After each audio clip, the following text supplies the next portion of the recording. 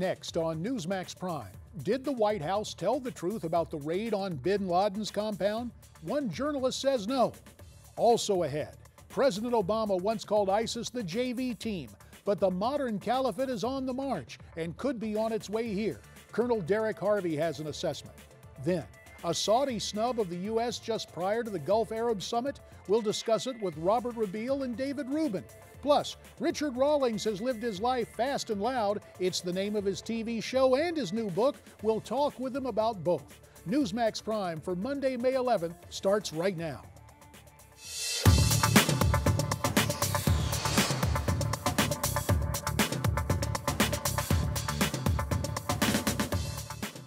Welcome to the Monday edition of Newsmax Prime. I'm J.D. Hayworth. One story of prime interest tonight. We've often heard the word chatter used to describe communication among terror groups in this post-9/11 world. But as Miranda Kahn reports, there's now increased chatter from official Washington about the likelihood of another terror attack.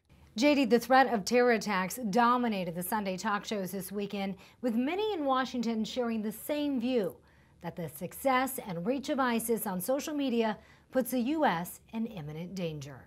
We're very definitely in a new phase in the global terrorist threat, where the so-called lone wolf could strike at any moment. Those concerning words from Department of Homeland Security Secretary Jeh Johnson.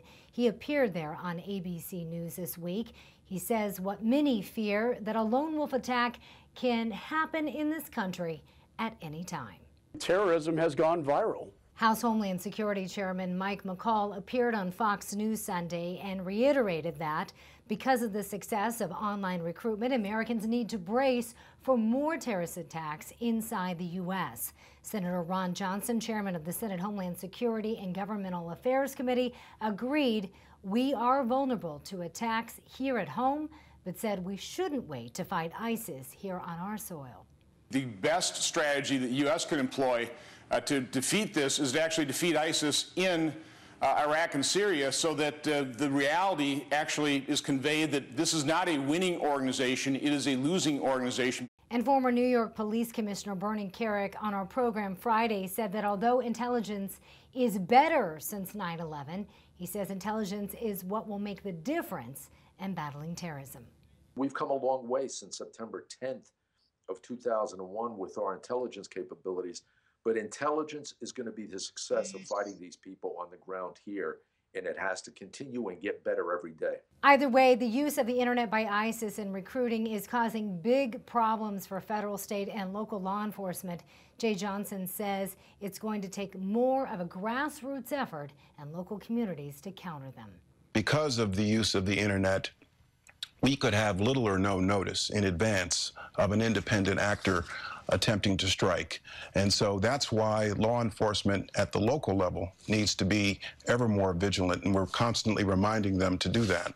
And Secretary Johnson went on to say a lot of the counter-narrative needs to come from within the local communities and from local Islamic leaders who can, as he says, talk the language better than our federal government can. J.D.? Thanks, Miranda. Now for tonight's intelligence briefing, let's bring in Colonel Derek Harvey.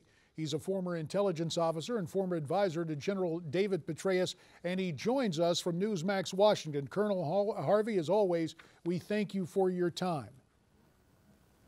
Good to be here. Now, Derek, before we get to the ISIS chatter, there's another story that we have to get your thoughts on.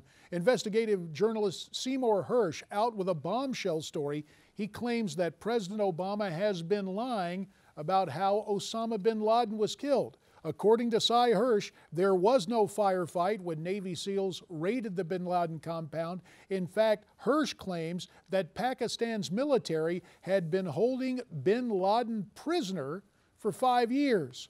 Your reaction to the Hersh story? Well, I think Cy Hersh is, to be kind, a very creative writer in imagining things. And I think he's being spun by a number of his Pakistani contacts and many of the unnamed sources that we have no way of contacting or verifying what they did or did not say. My personal experience and professional experience with this particular matter is deep, and we can address it if you'd like. Well, I am very curious about one thing that was my obvious question, and I think a lot of Americans asked this in the wake of the raid. Why didn't we see the body of bin Laden? Why didn't we get affirmation that it was, in fact, his remains being, quote, buried at sea?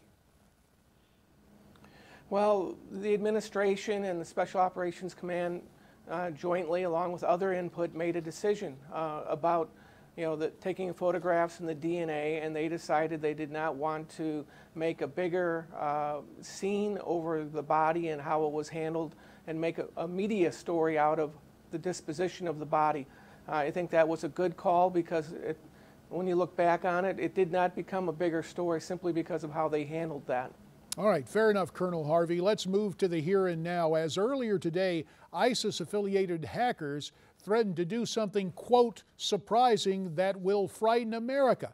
Now, so far, that doesn't seem to have happened. Is this somebody just basically playing the game of calling wolf rather than sending out lone wolves? Well, we don't know what has occurred to date.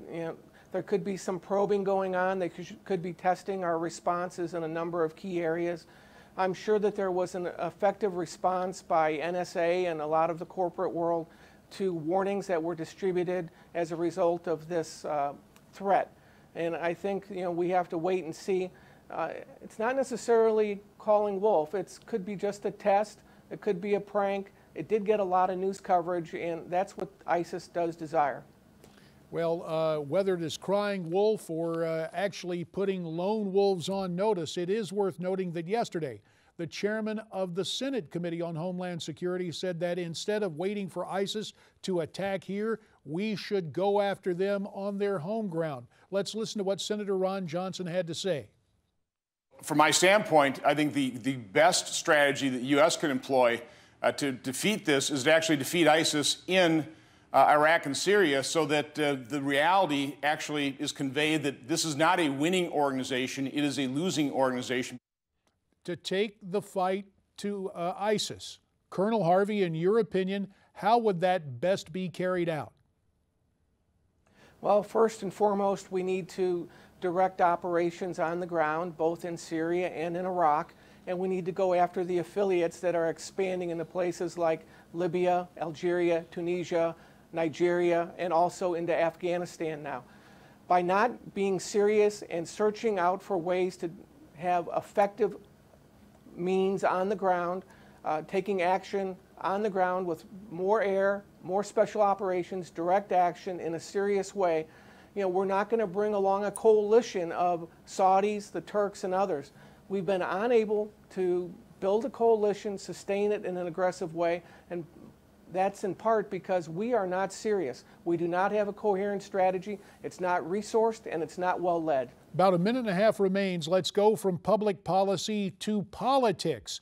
The 2016 presidential hopeful, Jeb Bush, asked if he would have invaded Iraq back in 2003. Jeb Bush says, yes, like his brother George W., had he been president, he would have authorized that invasion. He added he thinks Hillary Clinton would as well. Looking back on it, Colonel, was that a wise thing? Do you think, in fact, that this is something that political leaders today will stick to, or will they second guess what happened back in 2003? 45 seconds. Given what was known at the time, and Deputy CI Director Morell has reiterated that there was no political influence on the assessment about the nuclear, biological, and chemical judgments of the CIA and others, almost all political leaders across both aisles were in agreement that this was a major threat. I think it's a good effort by Jeb Bush to inoculate himself now and to, bring others into that tent and call out Hillary Clinton and others who were very aggressive in their statements at the time about Saddam Hussein's threat. Fair enough. Colonel Derek Harvey, as always, sir, we appreciate your insights and your briefing tonight on intelligence. We'd like to hear what you have to say. Send me your comments via email. There's also Facebook and Twitter. And we're coming back with more on Newsmax Prime.